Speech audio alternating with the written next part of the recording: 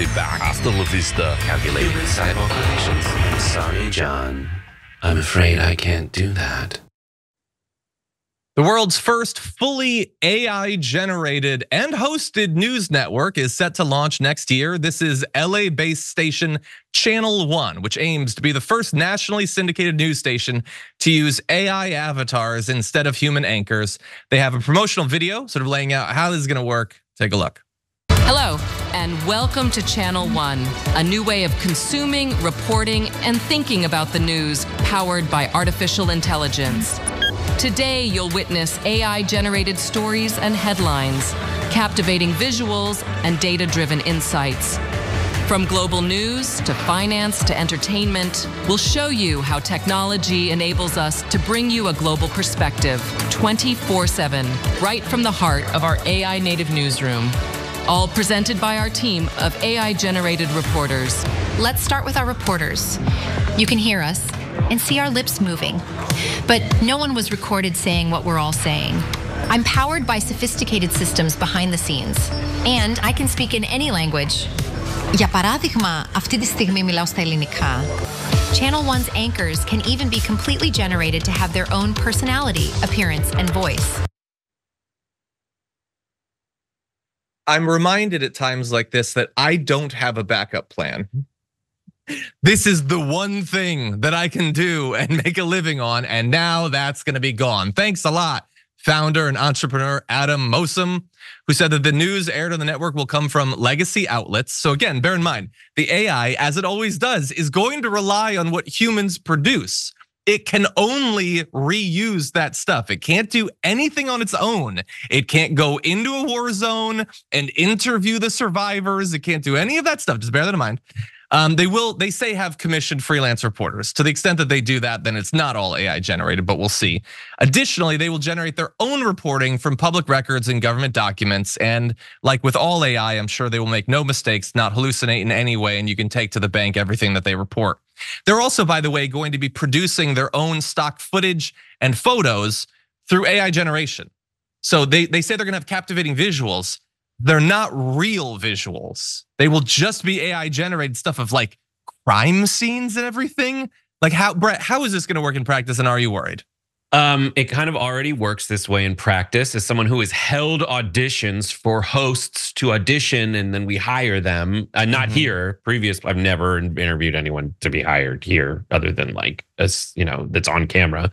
But it's amazing. Like they give you, like there's already an organization called the Newswire that sends the stories to places, and there are plenty of news reporters and local news people who actually do write their own stuff, but a lot of the packages you see are just handed down from on high, and the meat puppets, AKA the hosts, do that already. Now, this is just another invention in a long series of inventions that has cut down on the total number of people in newsrooms. They actually sell one-man show news desks. So I would sit at a desk like this, and like an organ player uses their feet and their hands to kind of control the bass and all the different things. You sit there and you do an entire local news broadcast with prompter you're doing yourself, taking the elements you're doing yourself. It has been that way for a very long time, and it's terrifying, but we have been conditioned to actually accept a robotic voice telling us the news, and we take it as authoritative.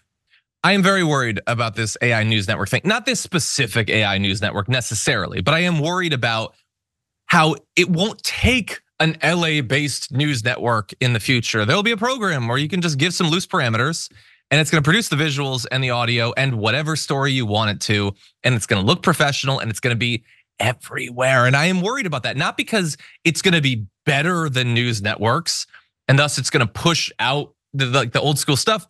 It can be hyper targeted to exactly what you want to be told. The stories you want to be told, with the facts that you prefer, with the perspective that you like, told to by a person that's algorithmically generated to be your like physical and sexual ideal. That's what I'm worried about. I literally almost wrote a short story a few years ago about this exact thing, and it's gonna come to us. It's gonna lead to even more hyper fracturing of news, like receiving communities and audiences and all that. And I'm very worried about it, Brett.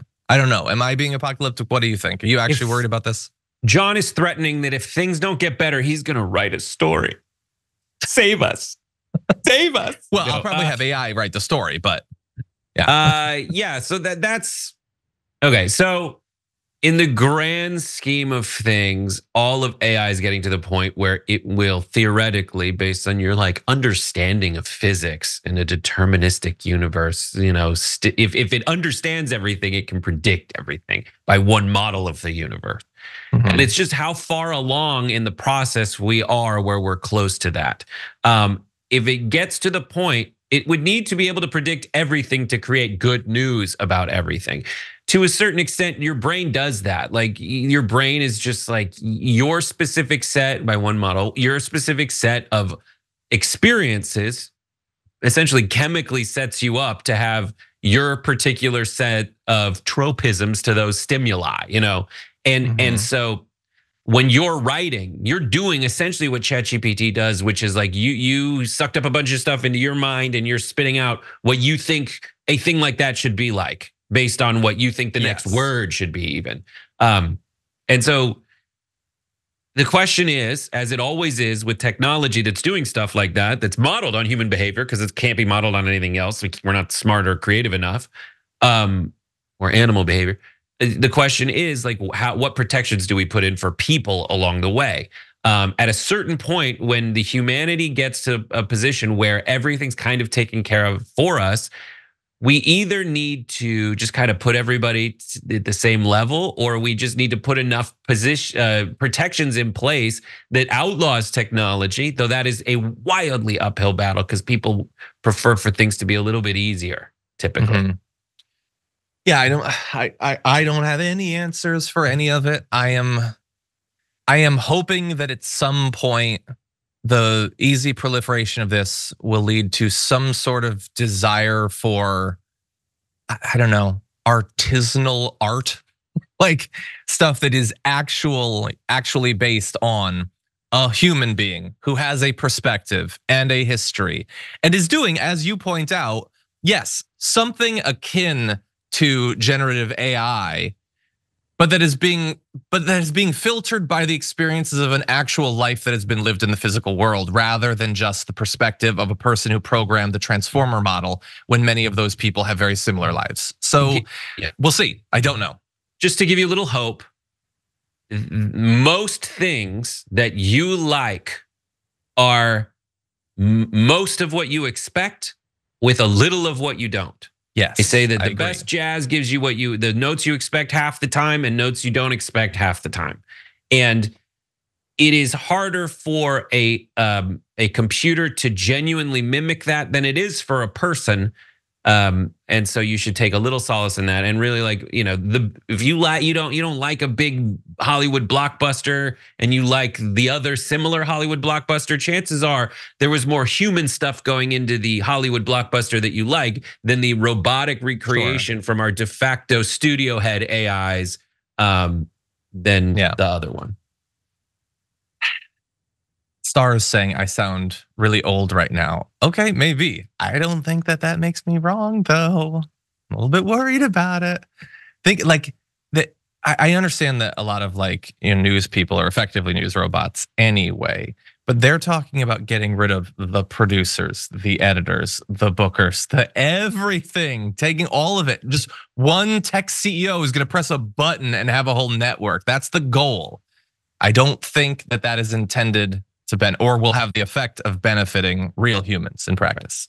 But the model of free journalism that a lot of people liked was a consolidated media model that a lot of people didn't like, but it was allowing that portion of the media entity to lose money on news in the service of more free information. And now it's not in that situation anymore. And before that thing I'm talking about, there was a lot of decentralized news, which usually turns into pamphlets, which is not too dissimilar from what the internet's doing now.